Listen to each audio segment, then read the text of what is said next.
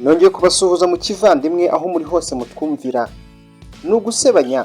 Aya ni amagambo ya DJ Dizzo. Murebe neza, sinzi niba umwibuka hari aho umuzi. Ni uwo musore ubona ku ifoto. Avuga ibi ngibi iki gihe yasubizaga abamufashije kurangiriza ubuzima bwe mu Rwanda nyuma y'uko bumvise inkuru ye yasaga n'iy'akababaro gakomeye cyane. Ni inkuru yavugaga ko uyu musore yisanze arwaye kanseri yamurenze, akaba yari asigaje iminsi yemwe niba atari imyaka ibarirwa ku ntoki ngo yitabe Imana. Hanyuma bakamukusanyiriza inkunga y'amafaranga yo kuzamufasha kurangiriza ubuzima bwe mu Rwanda. Nyuma y'ibyo ngibyo niho haje gukwirakwira inkuru ivuga ko uyu musore yaba yaravuye mu Bwongereza i Londres aho yabaga, akahava yarafunzweho igihe kingana n'imyaka 9 n'amezi 9 azira gufata ku ngufu abagore.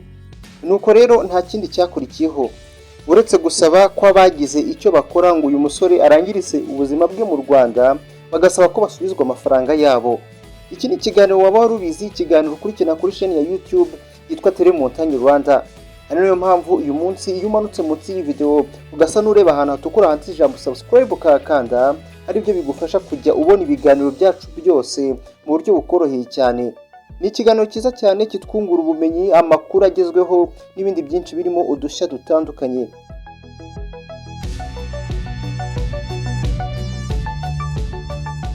Abagize icyo bakora ku buzima bw'uyu musore rero ntibiyumvishaga cyangwa se ntibiyumvisha ukuntu umuntu waba yarahohoteye abagore ubundi bakabaye kuba baramufashije.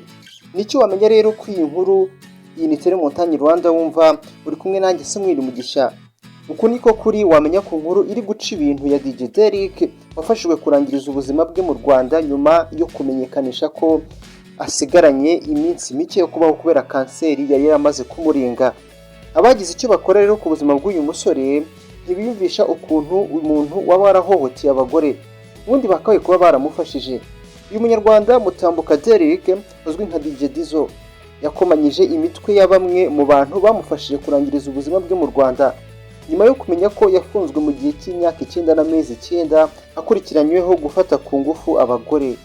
Ni kuva kuri uyu wa kane rero tariki 30 ya Kamena 2022 ejo bundi rwose abakoresha imbuga nkoranyambaga bari bambariye kugaragaza ko uyu musore yisunze uburwayi bwa kanseri, hanyuma agashyira mu mutaka icyaha cy'ihohoterwa yakoreye mu gihugu cy'Ubwongereza aho yari amaze imyaka 17.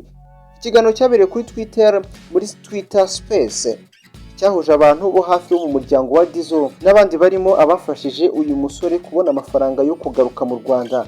Abangaba ntibemeranyije neza ku buzima uyu musore yaciyemo.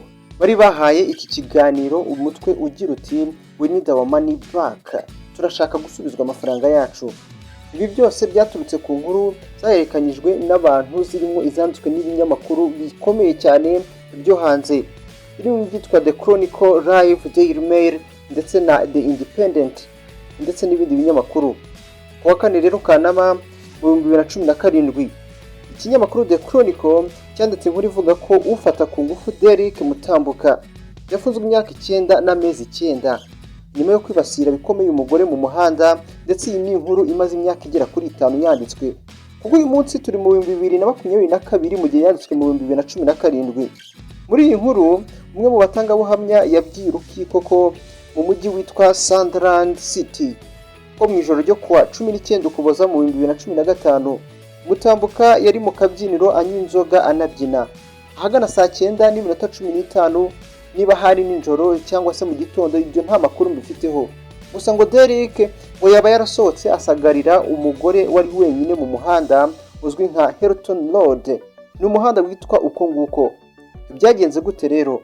Ngo icyo gihe umunyamategeko we witwa Ekwar Tiwana yavuze ko ubwana bwa Dizzo butari bwiza bitewe n'aho yagiye anyura kuva mu Rwanda kugeza mu Bwongereza agezeyo. Avuga ko ibyaha umukiriya washinjwa biremereye ariko nta bimenyetso bifatika bimushinja.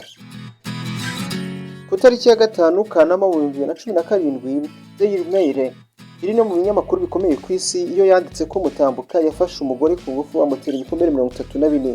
Iki kinyamakuru gisobanura uko byagenze kugira ngo uyu musore atere ibikomere uyu mugore. Kinavuga ko Mutambuka afite inkomoko mu Rwanda kandi ko yatangiye gukora ibi byaha kuva tariki 20 Ukuboza mu 2015 ubwo yahuriraga n'uyu mugore ku muhanda. Daily Mail inavuga ko abaharanira uburenganzira bw'abagore basabye ko gutambuka ahabwa igihano gikomeye kuko abo yafashe ku ngufu yabasigiye ibikomere bidakira ku mitima. DJ Dizzo aganira na kimwe mu binyamakuru rero byo mu Rwanda yavuze ko ibivuga ko ari ukubeshya. Ati muvandimwe, ibi ni ugusebanya, imyaka 9 se naba narafunzwe mfite imyaka ingahe? Niko yibazaga icyo gihe. Yavuze ko atakomeza kwita ku biri kuvugwa kuko bishobora kugabanya iminsi ye yo kubaho. Ati ibi bintu nabibonye byatesheje umutwe, nshaka kuba nduhutse kuko indwara yanjye nivanze na stress byanyica mu byumweru cyangwa se mu cyumweru kimwe. Ukoresha izina rya Godfather kuri Twitter watanze amadolari 80 yo gufasha DJ Dizzo ari nawe washyizeho Twitter Space ikiganiro cyaberagamo. Yaravuze ati navuze nti uyu muntu niwe cyangwa se nukubeshya, baje kutwiba nk'uko byagenze kwa Damuru. Uyu Damuru ni umukinnyi wa filime abamuzi ushobora kuba mumuzi nyine. Erega umuntu ntabwo atinya ishyamba, atinya icyo yahuriyemo nacyo. Uwo ni Godfather wavugaga icyo gihe. Mu ijoro ryo kuwa kane rero tariki 23 Kamena mu 2022 nibwo DJ Dizzo yahagurutse mu mujyi wa London mu Bwongereza, afata indege ya Rwandair agera mu Rwanda hagana saa 11 za mu gitondo zo kuwa gatanu. Uyu musore yageze ku kibuga cy'indege mpuzamahanga cya Kigali ari kumwe na se umubyara ndetse na murumuna we. Yakiriwe n'inshuti icyo gihe. Uri umuryango we bahise bajya kuba mu nkengero z'ubusitani bwa Rugende aho se w'uyu musore yubatse inzu. Icyo gihe yabwiye bimwe mu binyamakuru ko akimara kumenya ko yarwaye kanseri kandi bidashoboka ko yavurwa agakira, yasabye ababyeyi be kumufasha akarangiriza ubuzima bwe mu Rwanda. Ati nabwiye papa nti rero iwacu nubwo twahavuye hameze neza ariko ubu ngubu nabwo haracyameze neza. Ati n'ubu mbajije niba narafashe icyemezo cyiza cyo kuza mu Rwanda nakubwira ngo yego, kubera ko gupfira mu mahanga kuzana umurambo. Arakomeza cyane ati haba hari uburyo bubiri, ni ukugushyingura cyangwa se bakaguhamba hariya, kandi kuzana umurambo birahenda cyane. Akomeza ati ndamubwira nti ndashaka gutaha mu Rwanda. Icyo gihe yabwiraga se kuko mu Bwongereza nta kintu nari mpasigaje. None ubu ngubu ni ibintu abantu bari kwinubira, uretse ko ikintu wagerageza kumvamo ahangaha nuko DJ Dizzo abaye yarahamijwe ibi byaha koko yo gufata ku ngufu mu 2015 agakatirwa gufunga imyaka 9. Ubu byaba bivuze ko yagarutse mu Rwanda atararangiza igifungo yahawe. Biraherera hehe? Mbaza nanjye nkubaze. Ni ikiganiro waba rubizi. Iyi nkuru reka tube tuyicumbikiye ahangaha, habaye hagize icyakwiyongeraho nta kuzuyaza mwakimenyera ku gihe. Iyi ni Tele Montagne Rwanda, kora subscribe tujye tubana mu gahunda zacu zose tubagezaho. Mugira amahoro rero naho ubutaha.